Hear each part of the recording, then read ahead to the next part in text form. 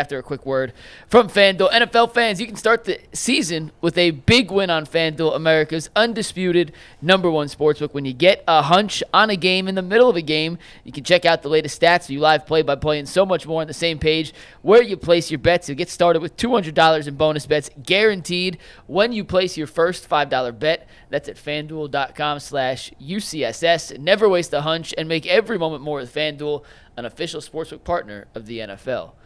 While G and I were doing the post-game show yesterday, we got a number of super chats saying, hey, the defense, it's not their fault. We're going to absolve them of any blame because they were on the field for so long because the offense wasn't good enough. And G and I, in the moment, shot that notion down. They don't get a pass from us. So Jason and Jay, I'm curious if you guys agree with that notion. Are you willing to hear any excuse for this defense? They had two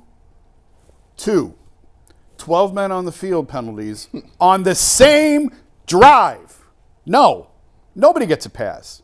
How do you have 12 men on the field on defense twice? Well, they on the ran same into drive. the same issue on offense, too. Yeah, that's what I'm saying. Yeah, it's not just one. Like, there are fires everywhere with this team. And you know what? So what happens is, have you ever been part of a tug-of-war team? Yeah. And it's a battle, and the flag is moving, and then there's a moment. There is a cross-section in time where all 10 guys pulling on that rope realize it ain't happening. Yeah. Yep. And what do? Let go. Yesterday they let go. Yeah. All 53. Yep. They were pulling. They were trying. They said, let's go out there and give it the old college try. You know, they got burnt on the deep ball. After they had a lot of success early on against a quarterback that hadn't missed, they were stopping them, and then the deep ball, and you felt like maybe one or two less loosen the grip, and then the long run, and then you know what it was? They were watching the offense look absolutely. He had 125 yards passing, and the whole second half was played in garbage time. When you they all let go of the rope yesterday. When you watch, I've been on the team that went 1-10, and we went the year before. We had won the division, and we had all the returning starters back. So guess what? Everybody was like, "Yo, this is gonna be the year." And we had all these seniors and upperclassmen, and then we had a new head coach, and it just went to hell. And I remember times playing, actively watching the offense on the field as we ran the triple option and getting stopped for -2 yards every other play. It hit me. I just began to start to resent. I resented. The coach used to get up in front of the team, and I would just resent like what he was saying. He would say something that was normal. Guys, we got to go out here and continue to fight. You know what I'm saying? We were close in these areas, and you just looking at him like, bro, if you don't get up out of here, we out here getting pounded, and there's nothing we can do about it. I think the Cleveland Browns on defense, they started that way back against the Giants. That happened against the Giants. I started seeing signs of it then. And then you start to look around and you see how they're starting to pick guys off. They're isolating guys on the island and picking them apart. Denzel Ward goes out of the game. Guess what they do? Top. Yeah. Hey, who we got out here is Greg Newsome and Emerson up top. And by the way, like everything, when you're a bad team, you start to see little lights shined on different places on your team. Guys, for the most part, the Browns simply ran it back on defense. They Walker for Hicks, same type guy. But for the most part, they ran it back. And guess what? Well, but I don't blame them for that because they had the top-ranked defense last year. Why wouldn't you? I need to add something to it. Here's the thing. If you want to take a look at that defense, who do they got? They got Myles Garrett, Denzel Ward, and JOK. Well, that's a star. That's a star at each level. That's a star at each level. But I'm still not getting nothing from none of these other guys. No, we're not. The run game is leaky. By the way, JOK is the only guy that can walk off the field with his head high. Right. He played his ass off again. And we talked about it. We talked about it on Friday. This is an open book test. We knew what they were going to do. We said you got to have lane integrity. You got to keep Jaden Daniels in the pocket. And they knew that. And he sauntered around and ran around for almost 100 yards. And it was easy, Jay. I don't want to – go ahead. No, it was easy. I don't want to turn this back into a Deshaun discussion, but it was funny being at the game yesterday watching Jaden Daniels play. I think I put this in our text. He plays exactly like the Browns thought they were getting in Deshaun Watson. Yep. His ability to – he glides down the field. Easy. His poise. He can avoid pressure. throw on the run. He is everything that the Browns thought they were getting in Deshaun Watson. And to see the two of them face-to-face yesterday in that stadium was a stark contrast. And Jaden Daniels has lifted that entire franchise. Washington, you wouldn't be able to tell by yesterday, Washington's defense is terrible. Oh, they're garbage. I was talking to our athletic writers from Washington who said, "Oh, Deshaun's getting 3 tutties today. Like, these guys can't guard anything. You just wait. think, Jay, you just wait." And then look how. That but was the stunning thing. This is a bad defense, and he threw for 125 Yeah, I yards, know. and half the game was played in prevent. But the point I was really trying to make on that is the quarterback can uplift the entire franchise, because how is Washington drastically different personnel-wise outside of the quarterback? They're not. really not. No. But they've already matched their win total from last year. They were 4-13 last year. They're Well, they do 4-1 got a this new year. head coach. That helps. They do have a new head Now coach. Dan Quinn, I like. And they've got a quarterback who is playing at an elite level, who that team buys into and believes in. And look what happens. The defense. He's got a great thing going with the coordinator too. They're on the same page. Yeah. Is the defense the main glaring issue for the team? No, but they're still bad. It's still a Missed tackles. Missed tackles. Oh, Delpit, the crucial missed tackle led to a touchdown. I mean, and JOK played well, but I saw Jay. Well, he didn't contain on the long Jaden Daniels run. He ran in and just fell. Yeah. I said. Well, there was no edge set. There was He nothing. chased him to the outside. And then it was like, oh, I'm just gonna walk right up. It's still. I think he was surprised by how fast Daniels was. In that moment, he's like, oh, hell, I'm not catching him. And one thing that we see and is not there and that's evident, there's no gang tackling. There's no swarming like they were last year. It's to a point right now where, and we've overestimated how good people are. Look, that Martin Emerson train of Martin Emerson is elite. No. Martin Emerson lacks one thing. He is a good corner. But the most important thing for corner is speed. And he lacks that. You showed him on his touchdown passes. He's not in his screen. Greg Newsome, you say you want to play outside, but as soon as Denzel Ward come out the game, they pick it on you. So to me, there's a bunch of holes on this roster.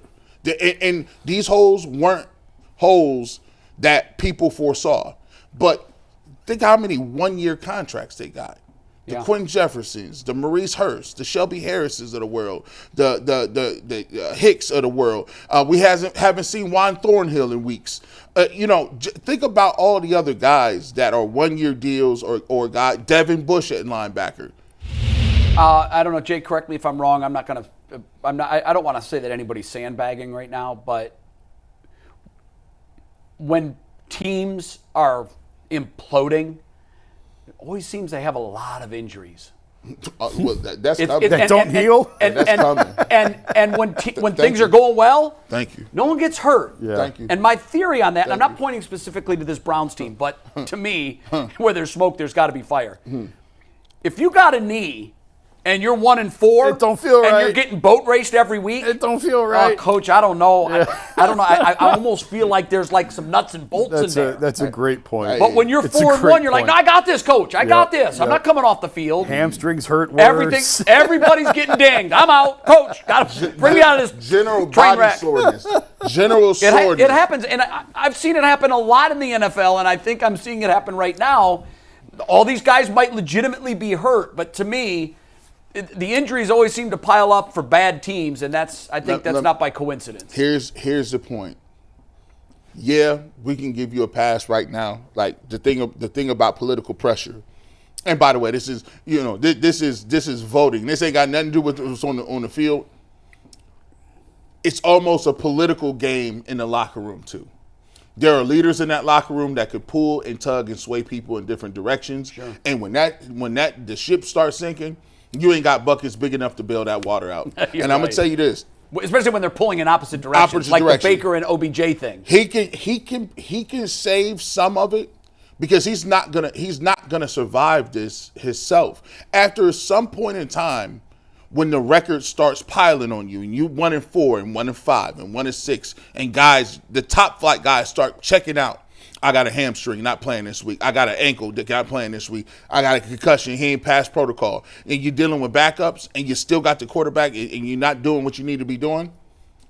Now that pressure is going to mount, and it's not even. It's week 5. Can you imagine what it looked like when it's week 9? No, I don't want to see it. When you're right, it's going to get worse. We haven't played a division game yet. Yep, you're right. No. So if you, Hey, guess what? The easy part of the schedule is over. Yeah, and we're 1-4. Now it's gonna get hard. There were people that said we would be 4-1 after week 5. Now it's gonna get hard. You now. said it, Jay. You said they had to. Well, you didn't say. No, they were I going said to. they had You to. said they had to. That's Yes. hey, Listen, I had this team as not a playoff team before they played their first game of the year. if he don't, at least if you make a change right now, and one of them other 2 quarterbacks give you a spark, you won't have people in the training room all day, and you'll at least get guys to play hard. And that's what you need. But if you don't, and people think it's a sinking ship, they're gonna make business decisions. And I don't know if 2 coaches a year is going to keep you safe if you're wanting something. At what point is there a tank underway? Like, it's not at 1-4, but you're currently sitting in the 4th draft position. It's early, but is it 1-7? Is it? I don't know. I'm asking you guys. I think. When is the bye week? 10, 9. It's week 10. If that bye week come, If they're you're 1-8? they're gonna have a lot of decisions to be made. And I actually think if they're 1-8, 2-something, I think the change at quarterback likely happens over the bye week. Are you guys ready to bring Nick Chubb back into this? Well, Nick Chubb is going to want to play because He's playing for his contract, his next contract. to be honest, he's going to want to give the Browns fans something, at least a good farewell. Are you ready to see him in a Steelers uniform? Man, I'm not doing that. I already No, I'm just asking because you can see a scenario where that happens. No, I already told you, Nick Chubb gets a lifetime contract for me. Okay. He's not playing in another uniform, and I would let him know right now, hey, we're going to get it. Because here's the thing. If it is a rebuild, they're going to have a reason for people to show up. But then we're going to do to Nick Chubb and to Myles Garrett what we did to Joe Thomas. Yeah, this gonna Wallow happen. in obscurity while you play at a Hall of Fame level. Yep. And they're going to have to sell tickets. They can't get rid of everybody. Thanks, Yes, Jimmy. Nick Chubb will be back as soon as he's able to be back. You don't like it feels like it's over, and it probably is over.